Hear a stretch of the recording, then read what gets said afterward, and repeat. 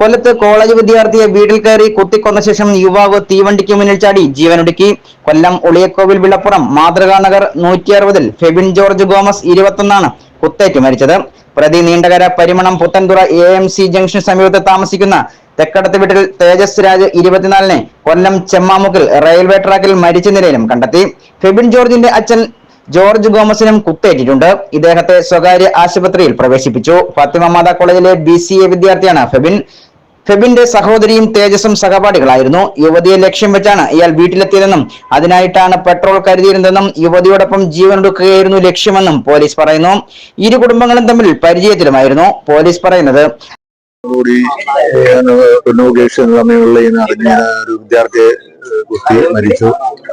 അങ്ങനെ ഒരു കാറിൽ 3 പേര് വന്നെന്നാണ് അറിഞ്ഞത്. അതിൽ ഒരാൾ ഇറങ്ങി കുത്തി, വീട്ടിൽ കയറി കുത്തി, അച്ഛനെയും കുത്തി. കുത്തുകൊണ്ട വിദ്യാർത്ഥി റോഡിൽ ഇറങ്ങി, റോഡിൽ ഇച്ചിരി നടന്ന് മരിച്ച് അവിടെ വീണ് പടഞ്ഞ് തൊട്ടടുത്തുള്ള പോലീസിലും ആംബുലൻസിൽ അറിയിച്ചു. അങ്ങനെ അവർ വന്ന് കൊണ്ടുപോയി. അങ്ങനെ അപ്പം മരിച്ചെന്നാണ് അറിഞ്ഞത്. അച്ഛന് റിക്കവറി ആയിട്ടുണ്ട് എന്നാണ് അറിവ്. കൂടുതലായിട്ടുള്ള വിവരങ്ങൾ കുത്തേന് തേജസ് രാജ് ചൗറശ്ശേരി സ്വദേശിയാണെന്ന് പറയുന്നത്. കുത്തിയ ആള് ചെമ്മാമുക്കില് മനോരമയുടെ ഓഫീസിന്റെ കീഴിലുള്ള റെയിൽ ക്രോസിൽ തലവെച്ച് ആത്മഹത്യ ചെയ്തെന്നാണ് അറിവ്.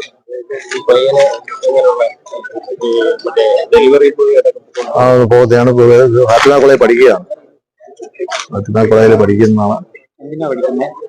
ഏതിനാണെന്ന് അറിയില്ല. 22 വയസ്സ് പ്രായമുണ്ട്. ഇങ്ങനെ പോകുന്ന ആളല്ലെന്നാണ് അറിവ്. കാറിലാണ് വന്നത്. ഒരു കരുനാപ്പള്ളി 23 വണ്ടി ചുവന്ന. ഇല്ല, അറിഞ്ഞുകൂടാ. അതിനെ പറ്റി തിരക്ക് ഇവിടെ നിന്നുള്ള അറിവാണ്. ഞാൻ തൊട്ടടുത്ത മുക്കിലാണ് താമസം. അച്ഛനും കുത്തി.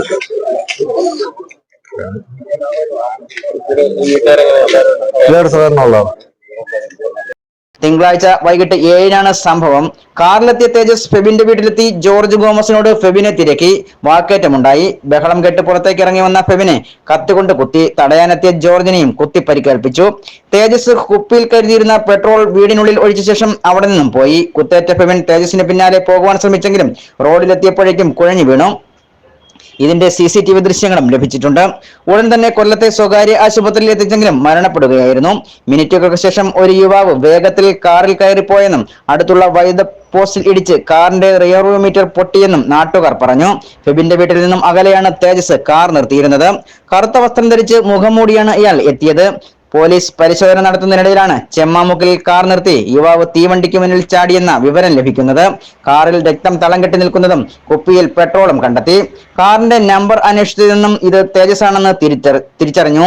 കുത്താൻ ഉപയോഗിച്ച കത്തിയും ഫെബിന്റെ വീടിന് സമീപത്തു നിന്നും പോലീസ് കണ്ടെത്തി. ഉന്നത പോലീസ് ഉദ്യോഗസ്ഥർ സ്ഥലത്തെത്തി. കൊല്ലം ഈസ്റ്റ് പോലീസിന്റെ നേതൃത്വത്തിൽ അന്വേഷണം പുരോഗമിക്കുകയാണ്.